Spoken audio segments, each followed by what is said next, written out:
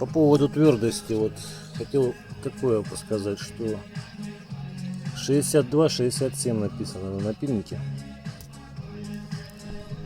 Так, сейчас мы его отрегулируем. Ну, не знаю, как там его отрегулировать. Ну, в общем, написано там так: 62-67, вот 12 амметов. И вот хотел вот кончик как раз это поправляю, думаю, вот так это он берет. Я не знаю, можно сказать, что вообще не берет.